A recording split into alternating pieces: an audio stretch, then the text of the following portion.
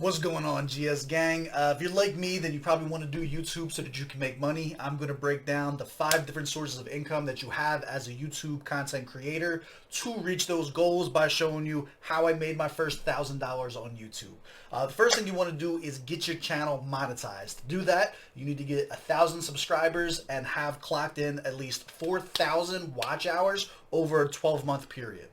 Once you do that and you enter into the program, you get accepted, you set up your Google AdSense account, you attach that account to your YouTube channel, you can then start getting revenue for each individual video that you upload and choose to monetize.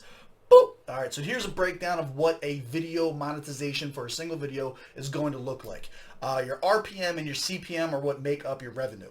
So your RPM is basically the gist of everything, including views that don't get monetized. So that's always going to be lower than your CPM. Your CPM is what you want to focus on. That is the money you are going to be made per 1,000 views, which result in that revenue number. It'll also show you on your analytics. Boop. This is what it looks like for any given time frame of money that you want to look at. This is set to 28-day time period, how much money that you made, but you can adjust that as big or small as you want so that you can track your own analytics. That is the first and pretty much what most people think of when you think of how am I making money off YouTube is off of the ad revenue. But there is more to it than that in order to monetize and make the most amount of money. The second one is going to be from live streams.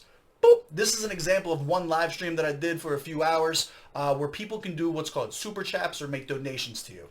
To where for whatever reason, you can set up a goal, you can just ask for donations to do various acts on your YouTube channel, whatever your shtick is with your channel, people can donate to you for whatever reason they choose, and that'll all get calculated at the end of it. YouTube takes their cut, the rest goes into your revenue stream. I'm just starting to really get into this. I don't do it too often because a 2-hour live stream can be exhausting, especially if you're not good or familiar with it.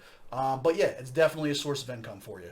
Number 3, boop, merch. You got to be able to sell merch. I'm wearing some that I bought off of another artist called Merkham's. Huge shout out to Merk. You know what it is. But yeah, so here's an example of some stuff that I sell.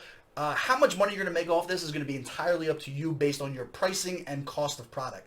I personally use Teespring, and I did all of my pricing. I'm not very imaginative. I literally just made it so that I make $10 profit off every item sold. Obviously, you can adjust that strategy to what you think is best. I don't put a lot of time or effort into merchandise selling right now because most of my audience is overseas. And I haven't worked around that yet, but merchandise is definitely a dope way, and it's kind of automated too. Once you have the store up and running, you don't have to think about it. So it's a good, almost passive way of making income while you're doing the YouTube channel and the YouTube videos, so on and so forth. Which brings us to number 4. Boop. Patreon. Patreon is a way for you to set up a membership, right? To where anybody that wants to go and support you, you can offer additional content. You can offer whatever it is that you want as your package deal for why people are going to subscribe to you, or they just want to show support. You can make different tiers. For me, same thing with the merchandise. I keep it simple. I have one tier, one subscription fee. It's a $10 flat rate if you want to support the channel, as well as get some behind the scenes stuff that's coming up for some of the podcasts and things that are in the works. Then you're definitely going to want to subscribe to the Patreon. That's another form of income. You also don't have to set it up to where this comes out all the time. You'll notice that it does say that you can control your withdrawals, right? So whereas with the Google AdSense, that's kind of automated. You set up your bank account and they just send you money every month at a certain time period when you break a certain threshold. With the Patreon, it lets you choose, like you can be like, hey, I want to wait until there's $1,000 in there before I withdraw it, or hey, I need $50 right now this week. I got $50 in there. I'm going to withdraw it right now. So all of that is possible through Patreon. And the last one, which I don't do a lot of, I used to do it. I wasn't very successful at it, trying to be transparent with you guys, is actually affiliate marketing. So you can go and become like an Amazon affiliate to where you can have links to products that you sell in your videos, and if anybody buys that, you then earn a commission off of it. I did it for a little while.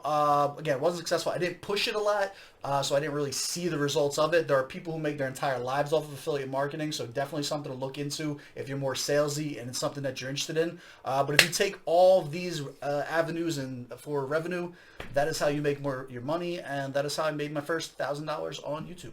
Thanks.